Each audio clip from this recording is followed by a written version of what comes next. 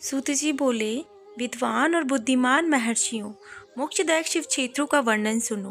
तत्पश्चात मैं लोक रक्षा के लिए शिव संबंधी आगमों का वर्णन करूंगा। पर्वत, वन, काननों सहित इस पृथ्वी का विस्तार 50 करोड़ योजन है। भगवान शिव की आज्ञा से पृथ्वी संपूर्ण जगत को धारण करके स्थित है। भगवान शिव ने भूतल पर स्थित विभिन्न स्थानों में वहाँ के निवासियों को कृपा पूर्वक मोक्ष देने के लिए शिव क्षेत्र का निर्माण किया। कुछ क्षेत्र ऐसे हैं जिन्हें देवताओं ऋषियों ने अपना वास स्थान बनाकर अनुग्रहित किया, इसीलिए उनमें तीर्थ तत्व प्रकट हो गया। तथा बहुत से तीर्थ क्षेत्र ऐसे हैं जो लोगों की रक्षा के लिए स्वयं प्रादुर्भूत हुए हैं। तीर्थ और क्षेत्र में जाने पर मनुष्य को सदा स्नान, दान, जप इत्यादि करना चाहिए, अन्यथा वह रोग, दरिद्रता और मूर्खता आदि दोषों का भागी होता है।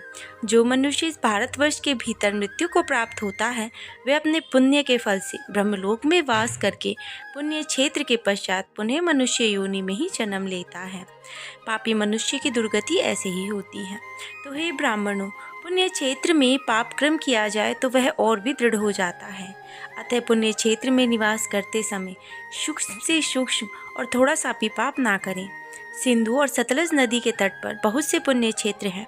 सरस्वती नदी परम पवित्र और 60 मुख वाली कही गई है, अर्थात उनकी 60 धाराएं हैं। विद्वान पुरुष सरस्वती के उन धाराओं के तट पर निवास करें तो क्रमशः वो ब्रह्मपद को पा लेते हैं। हिमालय पर्वत से निकली हुई पुण्य सलीला गंगा 100 मुख वाली नदी है। उसके तट पर काशी, प्रयाग आदि अनेक पुण्य क्षेत्र हैं। वहाँ मकर राशि के सूर्य होने पर गंगा की तटभूमि पहले से भी अधिक प्रशस्त पुण्यदायक हो जाती है। सोनभद्र नदी की 10 धाराएं हैं। वह बृहस्पति की मकर राशि में आने पर अत्यंत पवित्र और अभिष्ट फल देने वाली होती है। उस समय वहाँ स्नान और उपवास करने से विनायक पद की प्राप्ति होती है। पुण्य सलीला महानदी नर्मदा के 24 मुख हैं।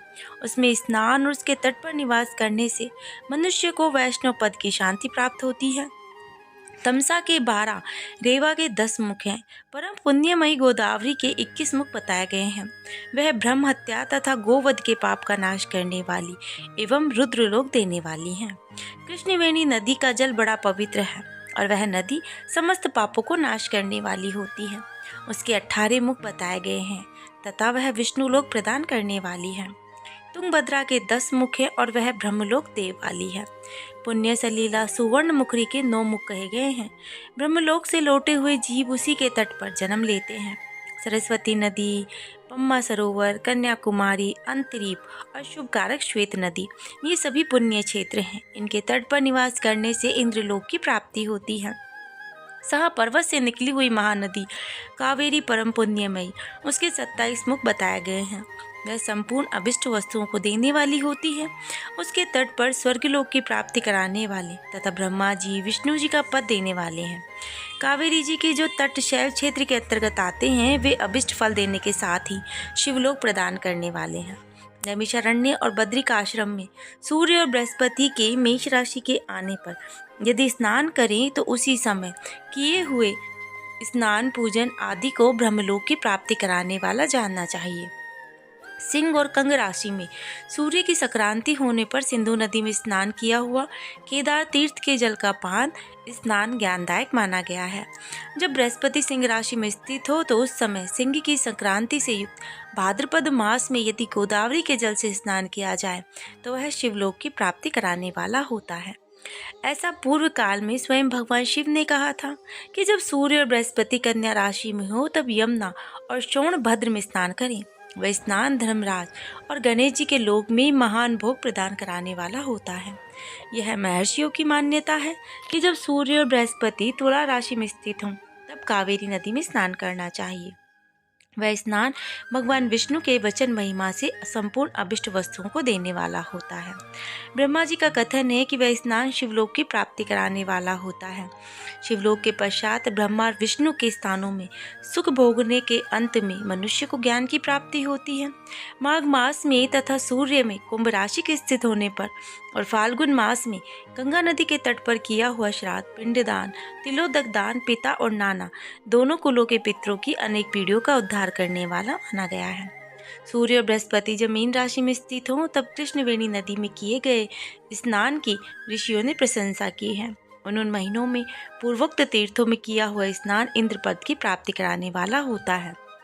विद्वान पुण्य गंगा अथवा कावेरी नदी का आश्रय लेकर तीर्थावास करें और ऐसा करने से उनके किए हुए पापों का निश्चय ही नाश हो जाता है।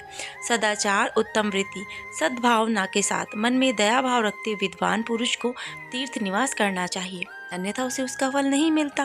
पुण्य क्षेत्र में किया हुआ थोड़ा सा पुण्य भी अनेक प्रकार की वृद्धि को प्राप्त होता है तथा वहाँ किया हुआ छोटा सा पाप भी महान हो जाता है। यदि पुण्य क्षेत्र में रहकर ही जीवन बिताने का निश्चय किया हो तो उस पुण्य संकल्प से पहले सारा पाप तत्काल नष्ट हो जाएगा, क्योंकि पुण्य को ऐश्वर्यदायक कहा गया है। ब्राह्मणों, तीर्थवास जनित पुण्य कायिक, वाचिक, मानसिक सारे पापों का नाश कर देता है। तीर्थ में किया हुआ मानसिक पाप ब्रजलेप हो जाता है और वह कई कल्पों तक पीछा नहीं छोड़ता। वैसा पाप केवल ध्यान से नहीं होता, अन्यथा होता ही नहीं। वाचिक पाप जब से, कायिक पाप शरीर से सुखाने जैसे कठोर तप से नष्ट होता है। अतः सुख चाहने वाले पुरुष को देवताओं की पूजा करते और ब्राह्मणों को दान देते हुए पाप से बचकर ही तीर्थ में निवास करना चाहिए। इससे आगे ऋषियों ने सूत जी से कहा कि अब आप शीघ्र ही हमें वह सदाचार सुनाइए जिसे विद्वान पुरुष पुण्य लोकों पर विजय पाता है। स्वर्ग प्रदान करने वाले धर्ममय आचार, नरक का कष्ट देने वाले अधर्ममय आचारों का वर्णन कीजिए। तो कल के अध्याय में नरक को प्राप्त होने वाले आचार और अनाचारों का वर्णन किया जाएगा, जिसे आप जरूर सुनिएगा। तब तक आप श्री हरि भजन और शिव जी की आराधना करते रहें। जय श्री कृष्ण, राधे राधे।